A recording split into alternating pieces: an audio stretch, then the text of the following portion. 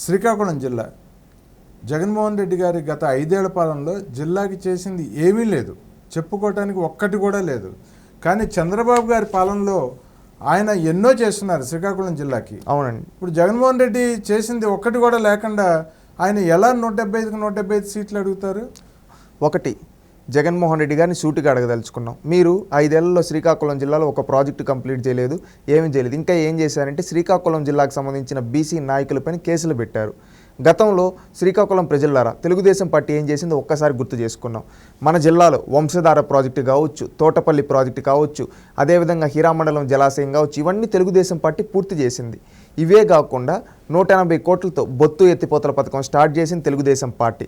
ఇదే కాకుండా మన సీతంపేట దగ్గర ఎన్టీఆర్ గారి అడ్వెంచర్ పార్క్ స్టార్ట్ చేయడం జరిగింది. అదేవిధంగా మన జిల్లాలో వంశధార, నాగావళి నదుల అనుసంధానం చేయడానికి శ్రీకారం చుట్టారు. ఇదే కాకుండా త్రిబుల్-ఐటీ శ్రీకాకుళం మన జిల్లాకి ఆ రోజు వస్తే విభజన చట్టంలో మన జిల్లాకి తీసుకొని వచ్చారు. ఇదే విధంగా భవనపాడు ఓడరేవును నిర్మించడానికి కృషి చేశాడు చంద్రబాబు నాయుడు. అదేవిధంగా మనకి ఎక్కువ ప్రధానంగా ఉన్న సమస్య ఉద్దానం.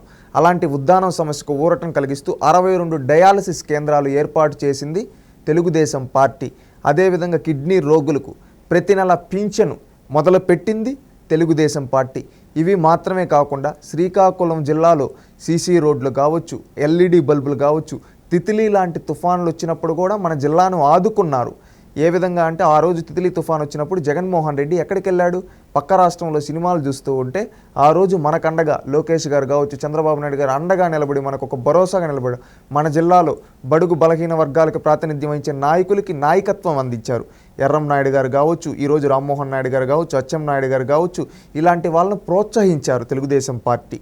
రేపు రానున్న ఎన్నికల్లో కూడా ఇవన్నీ గుర్తుపెట్టుకొని మనం తెలుగుదేశం పార్టీకి శ్రీకాకుళం జిల్లా ప్రజలు మనల్ని అభివృద్ధి చేసే నాయకుడికి ఓటేసి గెలిపిస్తే ఖచ్చితంగా మళ్ళీ మన శ్రీకాకుళం జిల్లా అభివృద్ధిలో నెంబర్ 1 ఉంటుంది.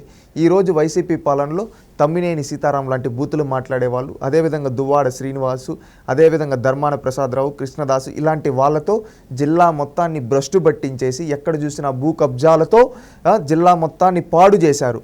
మళ్ళీ మన శ్రీకాకుళం జిల్లా అభివృద్ధి చెందాలంటే తెలుగుదేశం పార్టీ ద్వారా మాత్రమే సాధ్యం. ఇది గమనించి మీరు రేపు రానున్న ఎన్నికలు మే 13వ తేదీ తెలుగుదేశం పార్టీకి ఓటేస్తే మన శ్రీకాకుళం జిల్లా మళ్ళీ అభివృద్ధి బాటలో పయనింపజేస్తుందని భావిస్తూ ప్రతి ఒక్కరూ శ్రీకాకుళం జిల్లాలో ఉండేవాళ్ళు చంద్రబాబు నాయుడు గారు చేసిన అభివృద్ధిని, జగన్మోహన్ రెడ్డి గారు చేసిన అరాచకాలను గుర్తుపెట్టుకుని రేపు మళ్ళీ మన శ్రీకాకుళం జిల్లా అభివృద్ధి చెందాలంటే అది చంద్రబాబు నాయుడు గారితోనే సాధ్యం. కాబట్టి కూటమి అభ్యర్థులను గెలిపించడానికి మనస్ఫూర్తిగా కృషి చేద్దామని తెలియజేసుకుంటూ ఉన్నాను.